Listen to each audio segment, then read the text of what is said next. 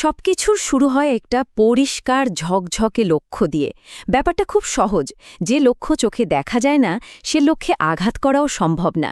আমাদের মস্তিষ্ক যখন পরিষ্কারভাবে জানে যে ঠিক কোথায় পৌঁছাতে হবে, তখন সে তার সমস্ত শক্তি আর মনোযোগ সেদিকেই দেয়।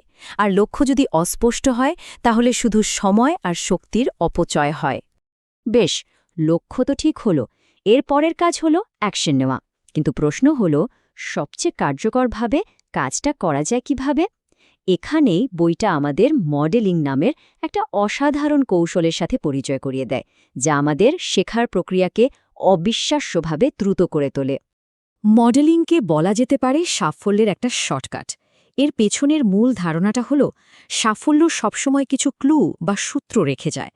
তাই একদম শূন্য থেকে চাকা আবিষ্কার না করে আমরা কয়েক মিনিট বা ঘন্টার মধ্যে সেটা শিখে নিতে পারি, যা শিখতে অন্যদের হয়তো বছরের পর বছর লেগেছে। তবে মডেলিং কিন্তু শুধু কাউকে দেখে তার কাজগুলো নকল করা নয়। এটা তার থেকেও অনেক গভীর একটা ব্যাপার। আসলে রহস্যটা লুকিয়ে আছে সেই মানুষটার ভেতরের ব্লুপ্রিন্টটা বোঝার মধ্যে। তার মানসিক এবং শারীরিক গঠনটা কেমন, যা তাকে ওই অসাধারণ ফলাফল এনে দিচ্ছে। তো এই যে ভেতরের নকশার কথা বলছি, এটা আসলে তিনটা মূল জিনিস দিয়ে তৈরি।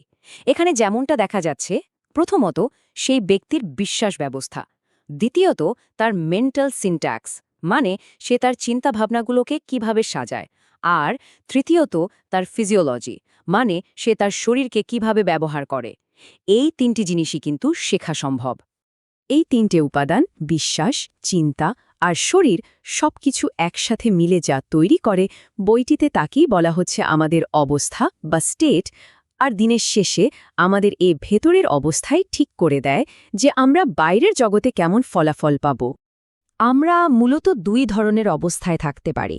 একদিকে আছে সক্ষমকারী অবস্থা, যেমন ধরুন আত্মবিশ্বাস বা আনন্দ, যা আমাদের শক্তি দেয় আর কাজ করার জন্য উৎসাহিত করে। আর অন্যদিকে আছে পঙ্গুকারী অবস্থা, যেমন ভয় বা হতাশা, যা আমাদের একদম কাবু করে ফেলে আর আমাদের সব শক্তি কেড়ে নেয়। আর সবচেয়ে শক্তিশালী ব্যাপার হলো, আমাদের এই অবস্থার ওপর আমাদের সরাসরি নিয়ন্ত্রণ আছে। হ্যাঁ, একদম সরাসরি। সচেতনভাবে শুধু দুটো জিনিস বদলে: এক, আমরা মানসিকভাবে কিসের ওপর ফোকাস করছি, আর দুই, আমরা আমাদের শরীরকে কিভাবে ব্যবহার করছি। আমরা কিন্তু মুহূর্তের মধ্যে আমাদের অনুভূতি বদলে ফেলতে পারি। আর এটাই আমাদের নিয়ে আসে সাফল্যের ফর্মুলার একটা খুব গুরুত্বপূর্ণ স্তম্ভে, আর সেটা হলো বিশ্বাস। কিছু মৌলিক বিশ্বাস আছে যা একটা ভেতরের কম্পাসের মতো কাজ করে। এই বিশ্বাসগুলোই সফল মানুষদেরকে সেই ক্ষমতা দেয় যা নিয়ে আমরা এতক্ষণ আলোচনা করছিলাম। বিশ্বাসই হলো আসল চালিকা শক্তি। এই উক্তিটা দেখুন, কি দারুণভাবে বিশ্বাসের শক্তিকে তুলে ধরেছে। একটা দৃঢ় বিশ্বাস আমাদের মস্তিষ্কের জন্য একটা ডিরেক্ট কমান্ডের মতো কাজ করে। এটা আমাদের স্নায়ুতন্ত্রকে এমন একটা সিগন্যাল পাঠায়, যা কিনা যে কোনো সম্ভাবনাকে বাস্তবে পরিণত করার ক্ষমতা রাখে। যেমন ধরুন এই বিশ্বাসগুলো, এগুলো কিন্তু আমাদের পুরো দৃষ্টিভঙ্গিটাই বদলে দিতে পারে। যেমন, ব্যর্থতা বলে কিছু নেই, আছে শুধু ফলাফল। এই একটা ধারণা যে কোনো বাধাকে শেখার সুযোগে পরিণত করে। কিংবা, যাই ঘটুক তার সম্পূর্ণ দায়িত্ব নেওয়া, এটা আমাদের হাতে ক্ষমতা ফিরিয়ে দেয়। আর এটা বোঝা যে গভীর প্রতিশ্রুতি ছাড়া কোনোদিনও দীর্ঘস্থায়ী সাফল্য আসে না।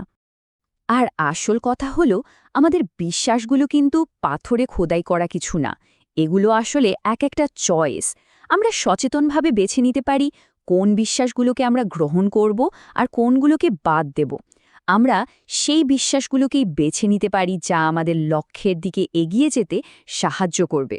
এই আলোচনাটা শেষ করার আগে আসুন সবাই মিলে একটা প্রশ্ন নিয়ে ভাবা যাক।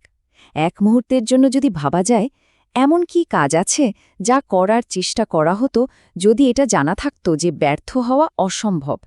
এই প্রশ্নের উত্তরটাই হয়তো আমাদের ভেতরের সেই সীমাহীন শক্তিকে উন্মোচন করার চাবিকাঠি।